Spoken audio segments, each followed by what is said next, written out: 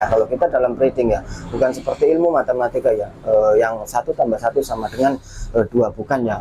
Peternak itu lebih sulit, lebih kepada ke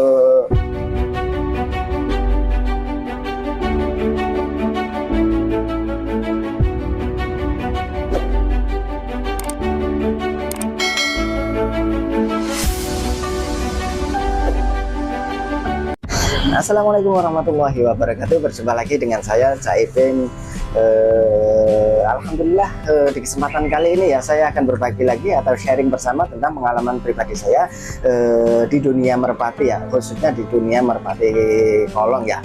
Oke, di kesempatan kali ini saya akan memberikan tips ya atau trik ya, cara mencari materi betina yang akan dijadikan bahan ternak ya.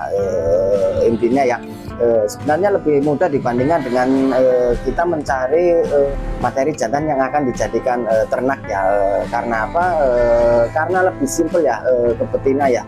Bedanya kalau kita mencari materi bahan pacakan ya, jantan ya, intinya harus banyak ya katurangganya ya, beda dibandingkan dengan betina ya. Kalau betina cukup simpel saja, tinggal kita mengerti atau katurangganya ya, cukup simpel saja. Oke, jangan berlama-lama ya, ini sekedar buat gambaran aja. Oke, saya akan menunjukkan ya bagaimana cara memilih betina yang akan dijadikan materi bahan ternak ya. Ini bukannya merpati ini bagus, ini cuma sekedar buat lebih spesifik aja ya. Oke ya, ini saya akan menunjukkannya katurangganya ya. Ini bukannya merpati ini bagus, cuma agar biar lebih spesifik aja teman-teman melihatnya ya. Oke. Dari segi badannya, usahakan ya, tips yang pertama ya. Oke, tips yang pertama kita katurangga yang pertama ya. Kalau menurut pengalaman pribadi saya, kita pegang dari segi badan. Segi badan, usahakan memilih materi betina yang akan kita jadikan ternak.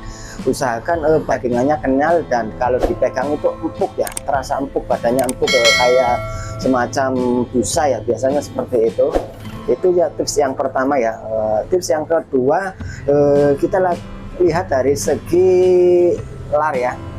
Usahakan kalau memilih betina yang akan kita jadikan ternak, lihat larnya rapat-rapat, dan ujungnya ya, usahakan ujungnya ini bulat semua. Teman-teman bisa melihatnya ya, rapi, rapat, dan bulat ya. Ini tips yang kedua ya. Kalau tips yang ketiganya ya, dari segi ini ya, ekornya, usahakan kalau kita mau memilih merpati yang akan dijadikan ternak ya, khususnya betina ya, usahakan ekornya itu mengumpul jadi satu ya, numpuk jadi satu. Bisa dilihat ekornya numpuk jadi satu, dan badannya pun bulat ya, seperti jantung ya, bisa dilihat ya, badannya bulat. Dan ini salangannya harus nutup ya, paling enggak segini lah ukurannya, rapat, harus rapat ya. Kalau dilihat itu agak berat ke depan ya, bisa dilihat. Kalau dari sapi itu nggak terlalu bermasalah ya menurut saya ya, soalnya kalau sapi itu sudah otomatis sudah connect dengan tulangan atau katurangga yang lainnya biasanya.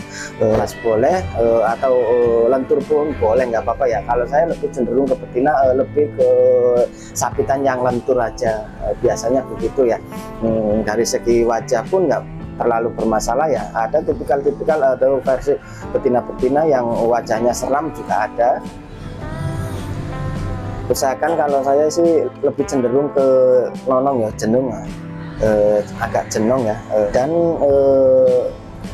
paruhnya pun lebih runcing ya, paruhnya runcing, bisa dilihat paruhnya.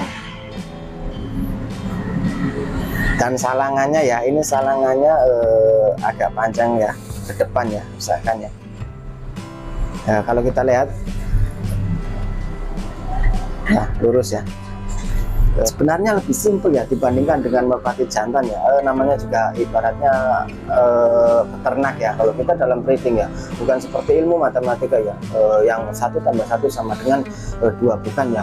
Peternak itu lebih sulit, lebih kepada ke keberuntungan kita ya, ibaratnya ya apabila kita merawatnya dengan sabar dan telaten ya, ibaratnya kuncinya sabar ya dalam peternak ya, insya Allah akan menghasilkan hasil ya yang lebih baik ya. Ibaratnya kita dengan melakukan perawatan yang baik, insya Allah hasilnya pun akan lebih baik ya.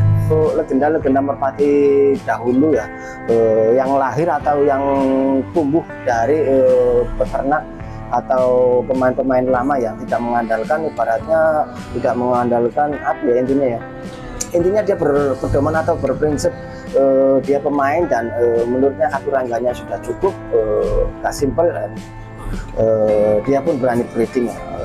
Intinya kita belajar lah, intinya belajar breeding aja. Biasanya kegagalan adalah berhasilan yang tertunda ya. Suatu saat nanti pasti kita akan bisa mengeluarkan apa ya, intinya player ya dari hasil kita sendiri, asalkan kita sabar dengan rawatan yang baik, insya Allah akan menumbuhkan hasil yang lebih baik ya dari kandang kita sendiri.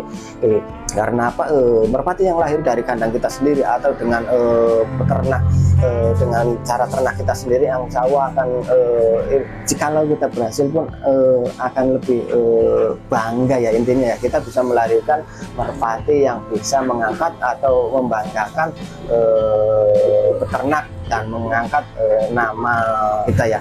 Intinya begitu ya. Itu yang bisa saya berikan, semoga bermanfaat ya. Intinya di sini belajar, sharing bersama. Di sini nggak ada master, intinya sama-sama belajar, sharing aja ya. Intinya bukan bermaksud untuk menggurui ya. Semoga video ini bisa bermanfaat. Kurang lebihnya, assalamualaikum warahmatullahi wabarakatuh.